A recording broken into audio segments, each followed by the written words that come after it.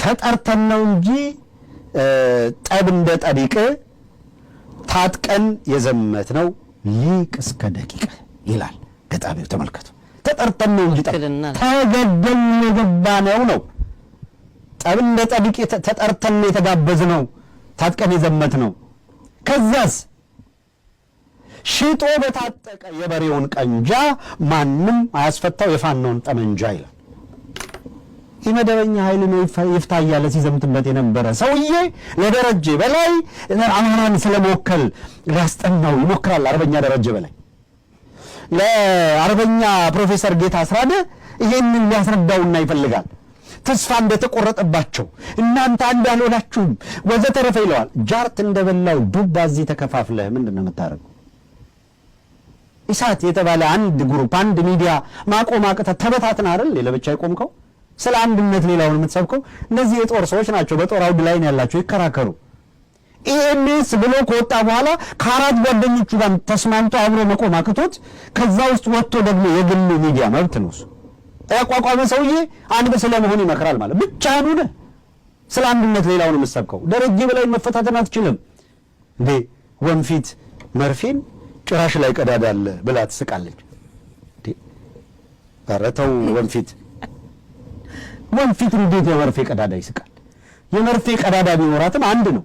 ወንፊት እኮ አካሉ በሙሉ ቀዳዳ ነው እንዴ? እንደው ዝምታ ምን አስመስሏቸው ነው? እንደ በቀሰም እንደተነፋ ሰው ያበጡ መሄድ የእውቀት መለኪያ ማለት እኮ አይደለም። ያ እንዴ ሰው ያደገ በሄደ ቁጥር እኮ አስተሳሰቡ ነው መጨመር ያለበት። እውቀት በሰው ልጆች ውስጥ ያለ በሰው ልጆች አእምሮ ላይ ያለ ያስተሳሰብ ደረጃ ነው። እውቀት ያስተሳሰብ ልክ አድጓል ወይ ነው ተብለ የምትመዘነው።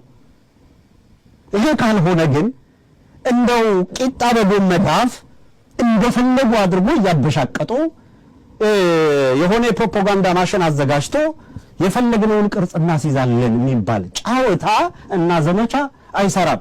አይ ለሁሉም እኩል ዕድል ለመስጠት በነገራችን ላይ የአርበኛ ደረጀ በላይን ቃለ ምልልስ ከሳምንት በላይ ታፍኖ የቆየ ቃለ ምልልስ በመጨረሻም ይሄ አይለቀቅም የሚባል ከሆነ የተቀረጸ ስላለ ይለቀቃል ሲባል ነው የደረጀ በላይ ያው የተቀረጸውም ቢሆን የተለቀቀው እሱም ቢሆን አልተፈለገም። ከመጋረጃ በስተጀርባ ይደረግ የነበረው ጫና ሌላ ነገር ነው። እውነት ለመናገር ትክክል አይደለም። ሚዲያ ላይ ያሉ ሰዎች ሚዲያ ከሆነ ሚዲያ ይስሩ ነው።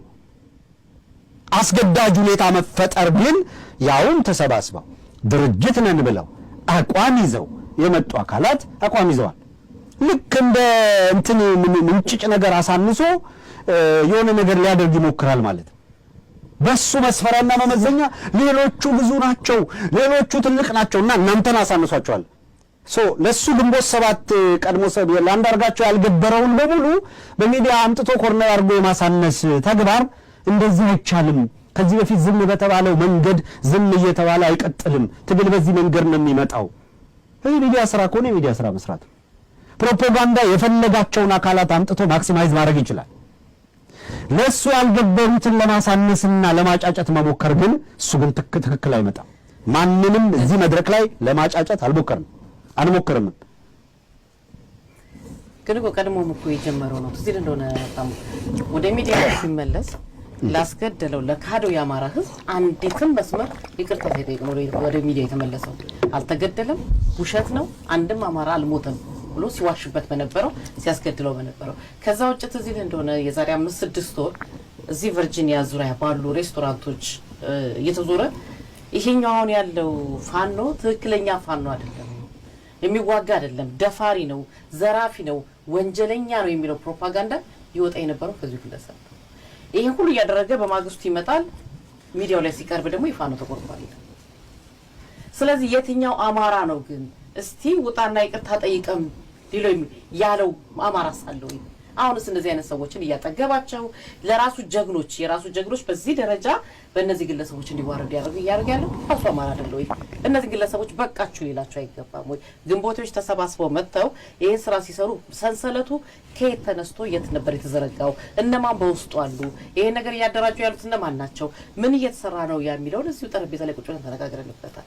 ስለዚህ ዛሬ መጥቶ እነ አርበኛ ደረጃ ላይ በዚህ ደረጃ ሲሆን እንዳልከው ድምጽ እስከማፈን እነሱ ላይ እስከመጫወት ከጀርባው ማን ነበሩ ማን ነበር ፕሮግራም እንዲለቀቅ እንዳይለቀቅ መጥቶ እና አርበኛ ጋዜጣ ጋር ለሱ ጋር ቀርበው እንዲነጋገሩ ያደረገው ሁሉ ይሄ ሁሉ የፈጠሩት እና ማናቸው ከጀርባ ያሉት ቅድም ያነሳው ማለት ነው።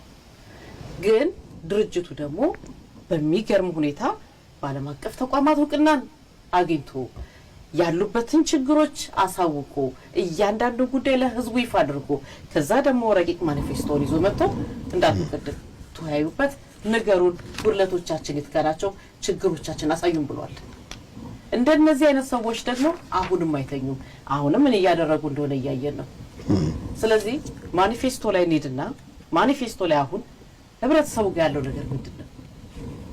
ድርጅቱ አቀርቧል በግልጽ ህብረተሰቡ ህዝቡ ተወያይቶ አማራውን ብቻ አይደለም ያለው ሁሉም ኢትዮጵያዊ ሁሉም ብሔር ብሔረሰብ ተወያይቶ ምላሹን ይስጠን ምናስተካክለው ምናረመውን ነገር አሳዩ ብሏል። አሁንም የነዚህኛዎቹ ደግሞ ክፍል ተንኮል ይሄን ድርጅት ላይ መበተን ቃል በቃል እኮ በተበተኑ የሚል ደረጃ ላይ ንቀትም ላይ የተደረሰውና ስለዚህ ከዚህ ማኒፌስቶ ተነስተንስ ድርጅቱ እንደ ድርጅት ገና ብዙ የሚነግሩን ነገሮች አሉ። ድርጅቱ ገና ብዙ እንደው እጃችንን ባፋችን ላይ የሚያስጨነን ብዙ የሚነግረን ነገር አለ። ገና እነሱ መሬት ላይ ስራቸውን እየሰሩ ነው። እነዚህ ብቻ አይደሉምና ስለዚህ ማኒፌስቶን በተመለከተ ምን ታዘብክ? ምን አይ